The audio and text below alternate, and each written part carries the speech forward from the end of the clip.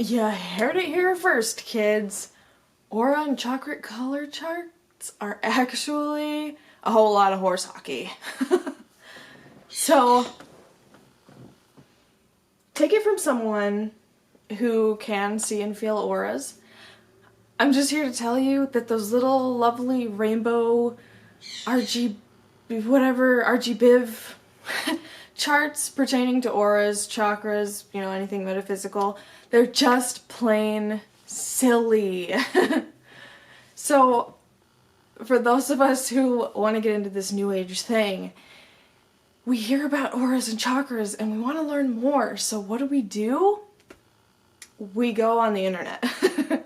We type it up like, oh, tell me about chakras, tell me about auras, tell me about crystals, and we get these lovely illustrations of red, green, blue, like all the way through the rainbow spectrum things, and I just want you to let you know that they're wrong.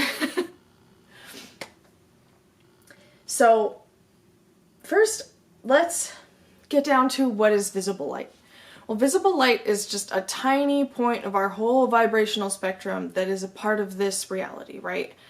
And chakras and auras and other things that most people can't see lie just outside of that spectrum.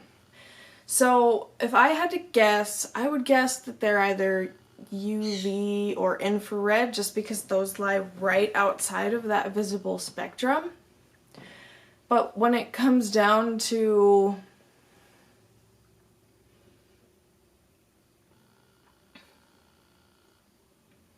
the human body, there's so many things going on that there's so many things vibrating in so many different ways, it's just kind of hard to conceptualize that into why would that also fall into the same visible spectrum that we see.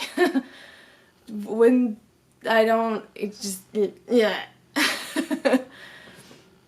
So I get a bit more into the human biofield and biophotons in my auras video. I'll go ahead and leave a card up top and a link at the end of the video so that you can learn more about what the human biofield is. But I want you guys to realize that not many people can actually see these things and feel them. And I mean, I have only met one other person who's admitted to really being able to see them, and that was like a spiritual leader. I had to pay $800 to go to the workshop, to attend the workshop just to listen to them speak. I didn't even get to meet them. So, what is the chance that one of these people actually made these charts on, the internets? Not very likely. So I wouldn't take them to heart if you've really tried seeing auras and things and you just go ahead and, why am I not seeing green with envy or purple near the crown? I'm sorry, it doesn't happen that way. But I do want to tell you that it is still possible to see these colors the way that these charts talk about.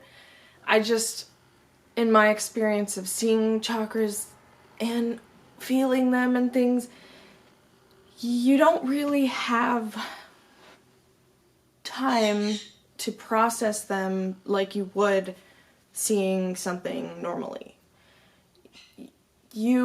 By trying to take the experience and define it, you basically kill the experience altogether.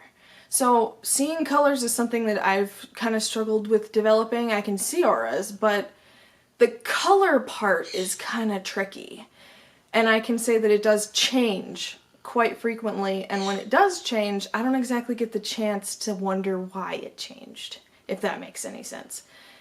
It's basically because it takes so much focus just to see the auras that trying to think about the aura at the same time, especially while carrying on a conversation, is basically impossible, at least for me. For someone like Edgar Casey, I'm sure it wasn't, because it was so secondhand to him. That was something he was born with. But for those of us who weren't born with, but, you know, like taking a shot in the dark, I want to say that that's probably 98% of us, that it's not something that we can just, like, it's not a sock. We can't just put it on and make it work. We have to really work at it. We have to practice it every day, and we have to process it. But the processing doesn't come as simply as that person's emotion changed, that color went from that color, that must be exactly why that color means what it does. Because if you work with spirituality, you'll realize that everything is a two-way exchange and everything is a reflection of yourself.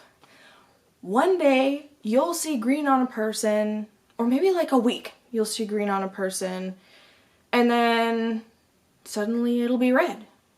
And you'll be, why? You don't really know. Nothing's changed about them. Their lives seem about the same as they were yesterday.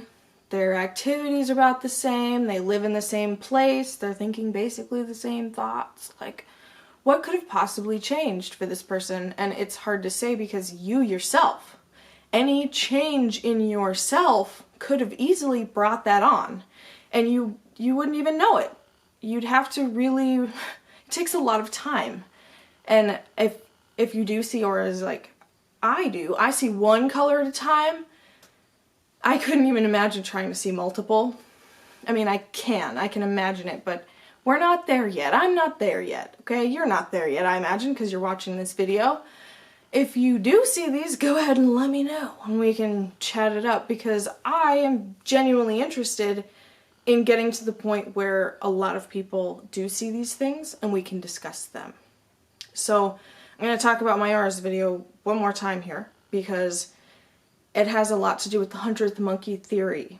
And it isn't until we have, like, 50% of the human population on the same page, able to conceptualize these things and interact with them and talk about them every day, that other people around us will just naturally begin to see them and feel them without trying. And that's the premise of the 100th monkey theory, is that group consciousness, whenever a good number of members of one species learn something, it just kind of becomes part of the mental process, and then those others that don't know it will just naturally, inherently learn it. Just from living and breathing and being part of the species. And until that day comes, it's not something that we can just sit down and hash out.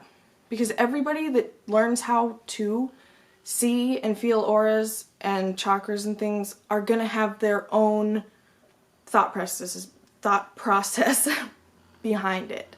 They're going to have their own way of their brain and body communicating with other people and themselves to create their own system. We see this in the healing community a lot because, like Eileen McCusick, she's a tuning fork explorer. She doesn't like the healing term.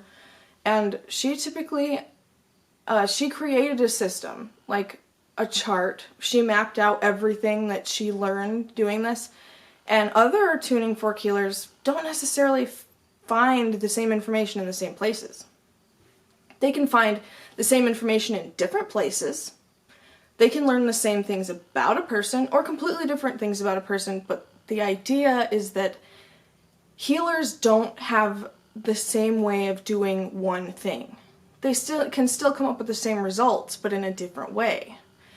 And that is where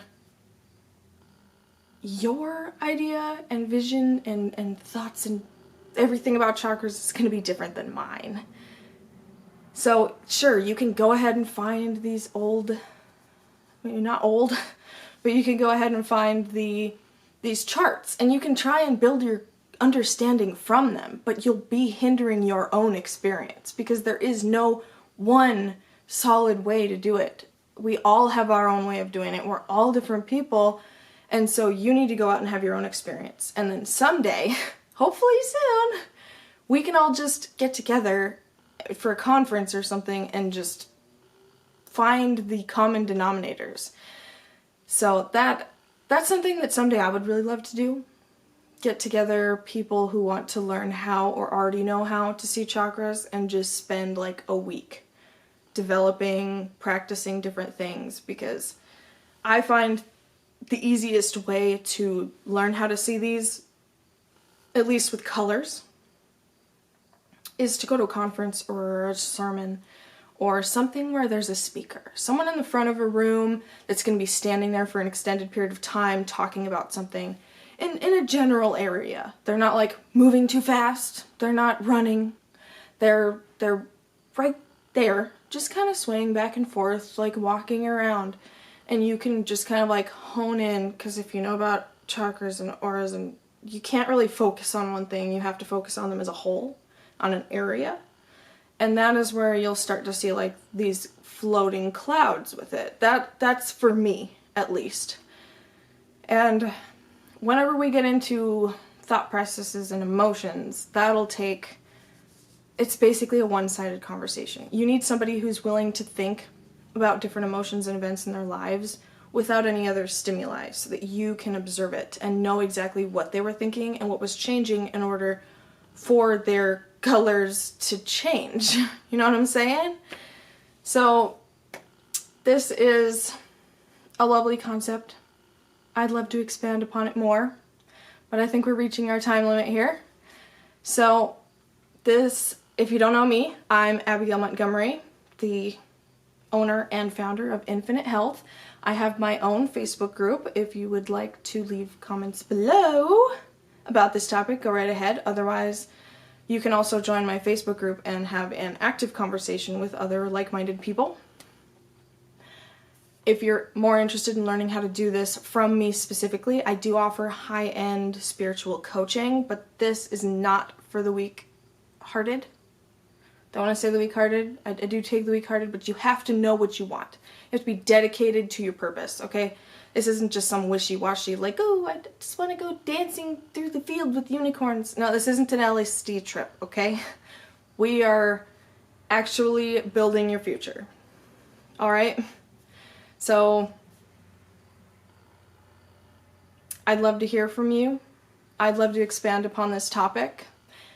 Go ahead and click subscribe, hit that notification bell, because I will be bringing up all kinds of other Mythbusters here soon. So stay tuned, brothers and sisters, because I'm coming for you. So thank you, and have a good night. Mwah.